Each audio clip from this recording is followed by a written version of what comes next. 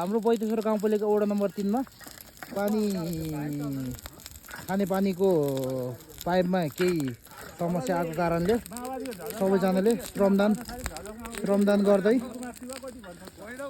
ल जस हामीलाई चाहिँ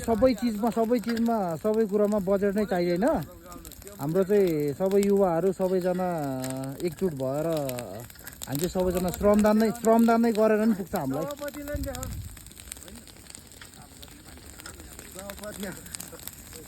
या किरण भेट्यो भेटाको पनि भेटिसक्यो पानी जाँदैछ अघि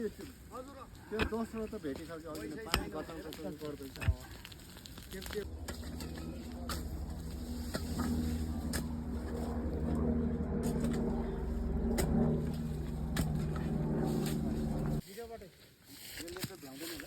अलिअलि सुरुमा चाहिँ हुन्छ पछि त हुँदैन